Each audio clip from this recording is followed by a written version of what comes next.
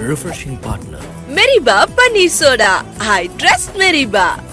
Welcome to Boss Keys RRR. வணக்கம் sir. சரி இப்போதான் எழுந்தேன். வணக்கம். Welcoming Kala Kannadi friends to RRR. Welcoming you to Kala Kannadi. Sorry RR. வணக்கம் பாலா. ஐயோ ஒரே தூக்க கலகம். சார் சும்மா இல்லை சார், நீங்கள் இந்த மாதிரிலாம் ஒரு மேட்ச் இல்லை அப்படின்னா அது பிளே ஆஃப்ஸே கிடையாது சார். பிளே ஆஃப்ஸ்னு வந்துட்டாலே ஏதாவது ஒரு டீம் இந்த மாதிரி வந்து சம்மந்தமே இல்லாமல் ஆடுறதுங்கிறது வந்து நம்ம கிரிக்கெட்டை பொறுத்த வரைக்கும் world cup, IPL, champions trophy எல்லாத்தையும் எப்போ வருஷம் நடக்கிறதா சார். ஆனால் ஐ எம் வெரி ஹாப்பி. கண்டிப்பா தரம்சாலால மேட்ச் சரி கரம் மசாலா மாதிரி இருக்கும் அப்படின்னு நினைச்சேன்.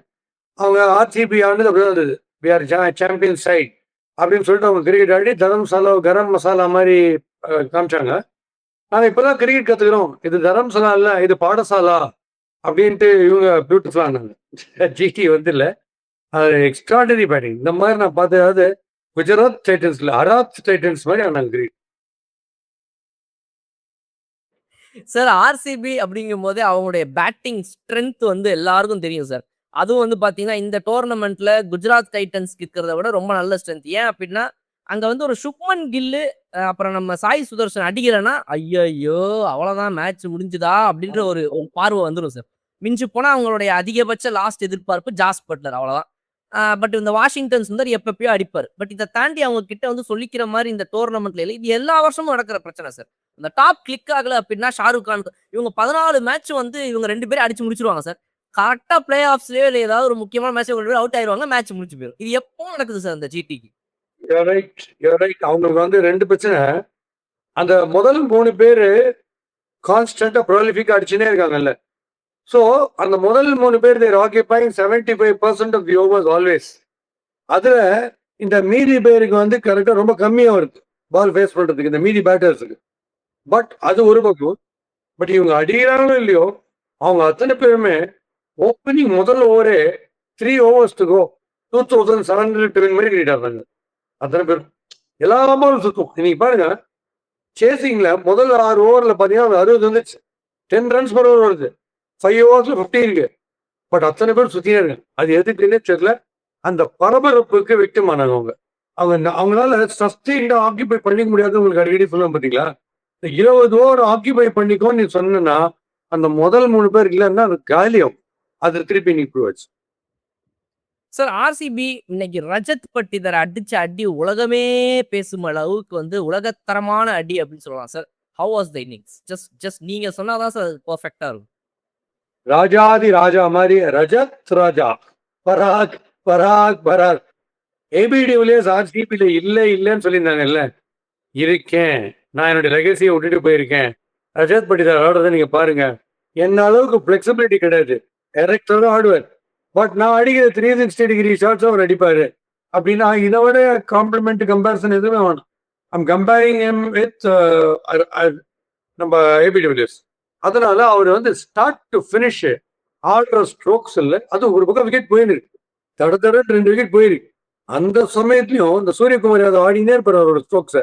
அந்த மாதிரி ரொம்ப குனியறது இல்லை பாஸ். பட் அந்த eye sight and sense of timing இருக்கு, அச்சா தான் கிரௌட் உள்ள போயிருக்கு. அந்த மாதிரி 360 degrees Patidar was just class. அது வந்து கிளாஸ்னே வந்து இல்லை தலைவா, நீ தான் தலைவா, எனக்கு ஒரே சவால் அப்படின்னு கிளாஸ்ன்னு சொல்ற அளவுக்கு ஒரு பேட்டிங் ஆடினாரு. அவருடைய பேட்டிங் தவிர எனக்கு வேற எதுவுமே மெமரியில் இல்லை இந்த ஃபுல் மேட்ச்ல. அந்த மாதிரியான ஒரு solo knock. It's clearly Rajat Patidar versus GT boss. வேற எதுவுமே இல்லை சார். ரஜத் பட்டிதர் கேப்டன்சி வர அதே டைம் தான் இந்த பக்கம் CSK ருத்துராஜ் கேக்வாட் கேப்டன்சி வருது. 2 சைடுமே வந்து ஒரு லெகசி அப்படியே அடுத்த இடத்துக்கு கேரி ஃபார்வர்ட் ஆகுதுங்கிற ஒரு விஷயம். பட் ஆனால் அங்கே வந்து உல்டாவா இருக்கு சார். இங்கே வந்து தோனி எடுத்துட்டு போனதை விட ருத்துராஜ்னால பெருசா பண்ண முடியலன்றது ப்ரெஷர் இருக்கு. அங்க வந்து நம்ம தலை விராட் கோலியே நம்ம வந்து கொஞ்சம் கப் அடிக்காம தான் இருந்திருக்காரு. நம்மளே அடிச்சிட்டோம் அப்படின்னு சொல்லி இப்போ அவர் இன்னும் நல்லா பூஸ்ட் ஆயிட்டு அதை பாசிட்டிவா எடுத்துட்டு போயிட்டு இருக்காரு sir. It is working in his favour. Captaincy வந்ததுக்கு அப்புறம் தான் பேட்டிங் இன்னும் நல்லா பண்றாரு. அது எப்படி பாக்குறீங்க நீங்க? சரி, இன்னொரு விஷயம் பாஸ், ரஜத் பட்டிதார் கேப்டன்சி கொடுத்தா கூட அங்க ஒரு ஈகோ இஷ்யூ இல்லாம இருக்கு. நான் ஒரே ப்ராப்ளம், விராட் கோலி தான் வந்து இந்த ஷேடோ கேப்டன்சி பண்ணி இருப்பாரு நினைச்சேன். அது இப்ப இங்க தோனிக்கு ருத்ராஜ் இருந்துச்சு, தோனி கூட இருக்கிற மாதிரி. அங்க அந்த பிக் ஹெட்ஸ் இருக்காங்க பாத்தீங்களா, அந்த ஃபில் சால்ட் மாதிரி ஒரு பிளேயரு, ஹேசல்வுட் மாதிரி போறது போய் அந்த மாதிரி டாப் கன்ஸ் இருக்காங்களே, அவங்க பிளேசியும் ஃபார்ம் இருந்துட்டே இருக்காங்க. இது ஒரு பெரிய பிளஸ் ஆயிட்டு. பட்டிதார் தெரிவிக்க அடிக்கிறாரு. மீதி பேரு அப்புறம் வந்து டைப் ஆஃப் பேட்டிங்கை மாத்தின சூப்பர் ஃபாஸ்டா அடிக்கிறாரு தேவதத் படிக்கல். விராட் கோலி பிக் நேம், அவரு பினிஷிங் சேசிங்ல அவரு இருக்காரு. ஸோ இந்த பில்லர்ஸ் வந்து ஃபெயில் ஆகாம கூடவே ஸ்ட்ராங்காவே இருக்காங்க. அதுல கேப்டன்சியில ஈகோ ப்ராப்ளம் இல்லாம எடுத்துன்னு போட்டாங்க. வேற தடவை அப்ரூவ் பண்ணிட்டு. ஸோ அது டெஃபினெட்லி அந்த நேரம் வந்து ரொம்ப கரெக்டாக ஒர்க் அவுட் ஆயிடுச்சு. அவர் கேப்டன்சி நல்லா தான் பண்றாரு. பட் அந்த கீழே புல் பண்ற மாதிரி கூட இருக்கிற பிக் நேம்ஸ் இல்லாமையோ இல்ல பிக் நேம்ஸ் ஃபிளாப் ஆகியோ அந்த ப்ராப்ளம் எதுவுமே இல்லை. அது அழகா சப்போர்ட் ஆகி போயினே இருந்தது அவர். ஸோ அது ஒன்றும் இல்லை. பேட்டிங்ல மெஜஸ்டிக்கா சோலோ டென்னிஸ் மாதிரி ஆடுறாரு. அது ரொம்ப அவுட்ஸ்டாண்டிங்கா இருக்கு பாரு. So graceful like left hand. Sir first innings பொறுத்த வரைக்கும் குஜராத் டைட்டன்ஸோட பவுலிங்ல வந்து சில இடங்கள்ல வந்து அவங்க ஒரு டைடியா கொடுக்கறதுக்கான ஸ்கோப் கிடைச்சாலுமே கூட அவங்களால பெருசா ஒன்றும் பண்ண முடியல. ஓரளவுக்கு இன்னைக்கு கொஞ்சம் இந்த பிச்சில் கூட பரவாயில்ல தப்பிச்சாருன்னு சொல்லணும் அப்படின்னா அது ஜேசன் ஹோல்டர். அவருடைய அந்த 2 விக்கெட் எடுத்ததா இருக்கட்டும், he took the wicket of Devdutt Padikkal and also நம்ம விராட் கோலி. அந்த 2 விக்கெட் பிளஸ் ஓரளவுக்கு கொஞ்சம் நல்லா போட்டார். எப்படி அவருக்கு மட்டும் இந்த பிச் இன்னைக்கு ஓரளவுக்கு சூட் ஆச்சு? என்ன காரணம் அது? ஆக்சுவலா பேட்டர்ஸ் விக்கெட் தான் பாஸ். இதுல கிளாசிக்கா போட்டது புவனேஸ்வர் குமார். நோண்டு நோண்டு நோண்டு நோண்டி சுப்மன் கில் வந்து கிட்டத்தட்ட இங்க வந்து நம்ம பிச்சுக்கு வந்ததே அட்டெம்ப்ட் சூசைட் மாதிரி போச்சு. என்ன பண்றதுன்னே தெரியல முதல் ஓவர்ல. அதுதான் நான் திருப்பி அந்த பழைய எக்ஸாம்பிள சொல்றேன். எப்படி புவனேஸ்வர் குமார் பிரமாதமா போடும்போது ஷேன் வாட்சன் தலைவா நீ தான் கிங்ன்ட்டு மேடுன்னு அவர் கொடுத்து அதுக்கப்புறம் கோவல வந்து ஒரு 4-5 சிக்ஸ் அடிச்சு வந்தார் பார்த்தீங்களா, அந்த பொறுமை ஒரு லேக்கிங். ஜிடிக்கு பரபரப்பு. அவங்க வந்து டோட்டல் விக்டிம் ஆஃப் பரபரப்பு and victim of lethargy in fielding. பேட்டிங்ல பரபரப்பு, அதோடைய ஆப்போசிட் ஸ்லகிஷ்னஸ் ஃபீல்டிங்ல. ஒஸ்ட் ஃபீல்டிங் இந்த ஹோல் சீசன்ல நீங்க பார்க்கக்கூடிய ஒஸ்ட் ஃபீல்டிங். நீங்க வந்து 2 கேட்ச் ரஜத் பட்டிதாருக்கு ஒரே ஓவர்ல. ஒருத்தர் வந்து மெக்னோலியாவா கெஜ்ரோலியாவா யாரோ தெரியாது. அவர் வந்து ஜோஸ் பட்லர் ஓடி போய் அதை பிடிச்சிருப்பாரு. கிட்ட போய் அப்படின்னாரு வடிவேலு காமெடி பண்ற மாதிரி. அவர் அந்த கேட்ச் விட்டு ரபடா அந்த கேட்சை விட்டாருன்னா they deserve to lose. He is the best fielder. அந்த கேட்சை விடுறது he has no business to drop that catch. சாதா கேட்ச் அவரோட ஸ்டாண்டர்டு. அதை போய் ஃப்ரண்ட்ல போய் விட்டார். நீங்க ரஜத் பட்டிதாருக்கு இதை நீங்க பண்ணீங்கன்னா நீங்க ஏன் பழக முடியுமா? ஏற்கனவே நீங்க கேட்ச் விடாத போது கச்சாப்பு தான் அடிப்பார்.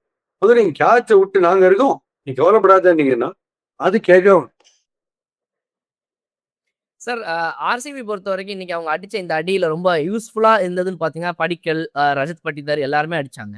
பட் ஆனா இந்த டுவர்ட்ஸ் த எண்ட் ஜிதேஷ் சர்மாவுக்கு ரொம்ப கம்மி பால்ஸ்னாலும் அவரும் அடிக்கிறாருங்கிறது வந்து இந்த டீம்ல வந்து எல்லாருமே ஃபார்ம்ல இருக்கிறாங்கன்னு நீங்க சொன்ன மாதிரி வந்து ஒரு பெரிய ப்ளஸ் பாயிண்டா இருக்குது sir. Plus also coming back like Venkatesh ஐயருக்கு இன்னைக்கு வந்துட்டு நீங்க இந்த சீசன்ல கொஞ்சம் நல்லா தான் விளையாடுறீங்க பார்த்தோம்.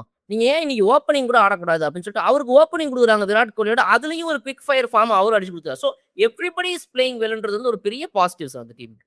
ஆமா ப்ரொமோஷன் கொடுத்துட்டே இருக்காங்க. ஆட குவாலிட்டி காட்ட இறங்கி 6 and 4 அடிக்க அமிச்சு எதிர் டீமுக்கே போய் ஆடுன்ற லெவலில் கொண்டுட்டாங்க. ப்ரொமோஷன் அவ்வளோ பண்ணிட்டாங்க. வெங்கடேஷ் ஐயர் ஒரு beautiful player. Run blitz starting extraordinary.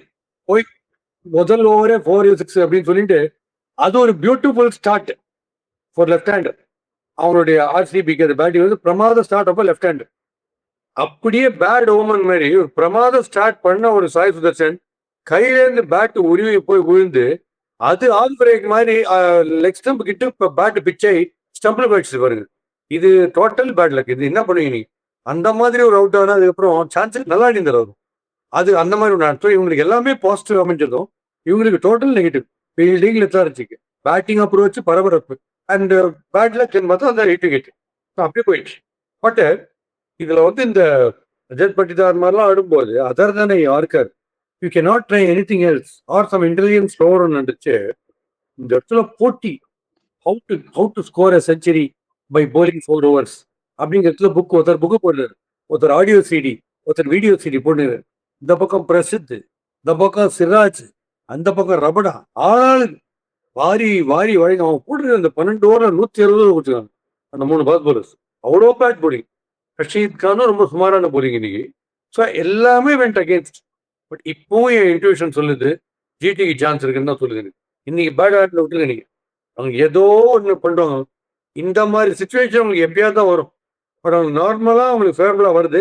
இன்னைக்கு டெரிபிக்காக மாட்டினாங்க நம்ம சொல்ற டைப்ல. இந்த ஓவர்ஸ் ஆக்கிபை பண்ணிக்கோங்க, நல்ல டெம்பரமெண்டோட ஆடி அப்படின்னா காலி கந்தல் கதை. அதான் பிரச்சனை. சார் வெங்கடேஷ் ஐயர் வந்து இதுக்கு முன்னாடி மேட்ச் ஓப்பனிங் குடுத்தாங்க சார். இன்னைக்கு மேட்ச் வந்து ஃபர்ஸ்ட் மேட்ச் கிடையாது. பட் அந்த மேட்ச்ல ஓப்பனிங் குடுத்து அவர் நல்லா ஆடுனப்ப நான் என்ன நினைச்சேன்னா, இது வந்து ஒரு டெம்பரரியான ஒரு விஷயம். ஜேக்கப் பெத்தல தாண்டி இந்த பக்கம் இப்படி யோசிக்கிறாங்க போல இருக்குது. சும்மா ட்ரை பண்றாங்கன்னு நினைச்சேன். பட் பிளே ஆஃப்ஸ்லயே அத நம்பி அவர் குடுத்தாங்க. அத அவரு யூஸ் பண்ணிக்கிட்டாரு. அது ஒரு பக்கம். And coming back to their bowling sir. Duffy was also very useful today. இன்னைக்கு அவர் வந்து ஒரு 4 ஓவர்ல 39 ஃபார் 3 அப்படின்னு போனாரு. யூஸ்ஃபுல் விக்கெட்ஸ் இந்த சைடு. ஸோ ஜேக்கப் டஃபியோட பவுலிங் உங்களுக்கு இன்னைக்கு எப்படி இம்ப்ரெசிவா இருந்துச்சு? டஃபி நார்மலா வாரி வாரி வழங்குவாருப்பா. ஸோ இன்னைக்கு இவங்க ஆடினது இவங்க தான் சொன்னேனே, இவங்க 2 ஹிட் விக்கெட். என்ன ஒண்ணு ஹிட் விக்கெட் வந்து ஆக்சிடென்ட்ல ஆயிட்டாரு சாய் சுதர்ஷனே தவிர, இவங்க நீங்க 2 பாலுக்கு மேல நீங்க 3 பால்ல நீங்க நல்லா தான் போட்டீங்கன்னா நாங்களே ஹிட் விக்கெட் போடுவோம் அப்படின்ற லெவலில் ஒரு பரபரப்பு இவங்க. முதல்ல 6 ஓவர் எந்த விதத்துலயும் நான் வந்து ஆர்சிபியோட போலிங் கிரெடிட் எடுக்கல. புவனேஸ்வர் குமார் மாதிரி ஒருத்தர் டைட்டா போட்டா போதும். அதுக்கு போய் ஏசல்வுட் மாதிரி ஒருத்தர் கால்குலேட்டடா போட்டா போதும். ரசிக் அவரு ஓடி வந்து ஸ்பீடு வேரியேஷன் பயங்கர ஸ்லோ. ஷார்ட் பால் அவருக்கு ஷார்ட் பால் மேல இங்க வருது, அதை இங்க அடிக்கிறார். ஷோல்டர் கிட்ட பட்டு அவரு ஒரு மிடன்ல ஜேசன் ஹோல்டர். ஸோ இவங்களுக்கு பிளானிங் வந்து சுத்தமா இல்லை. பஸ் ஒரே ஆள் தான் அவர் வந்து நம்ம ஆள் அவரும் கவுத்துட்டாரு. நம்ம ஜாஸ் பட்லர் பர்ஃபெக்டா அடிச்சிருந்தார். அவருக்கு திடீர்னு ஒரு பரபரப்பு வந்துட்டு ரன். எல்லாருக்குமே சொல்றேன், அத்தனை பேட்டர்ஸுக்கும் ரன் வந்துட்டு ஒரு 6 ஒரு 4.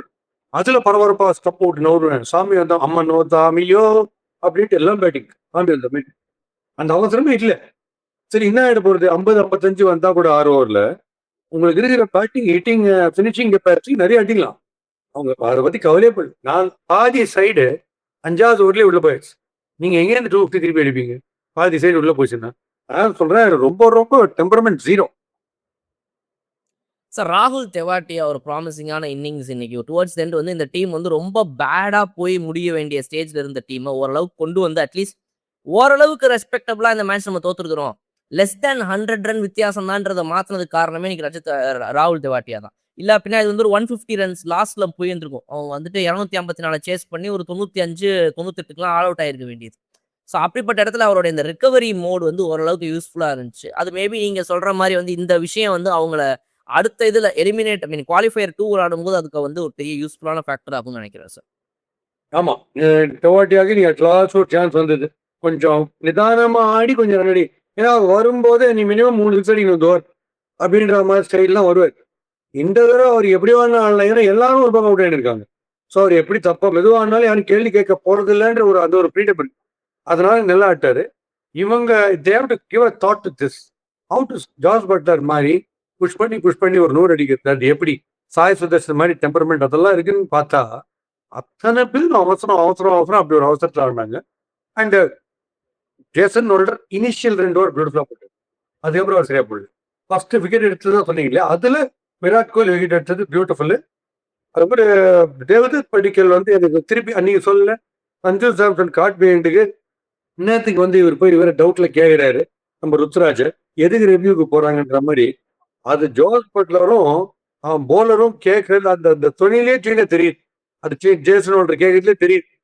அதை போய் ஒரு ரீப்ளே கிட்ட அது ரொம்ப கிளியர் எட்ஜுன்றது டிவியேட் அப்படி தெரியுது நமக்கே. அது எதுக்கு அப்படி ஒரு நடிப்பு எனக்கு தெரியல.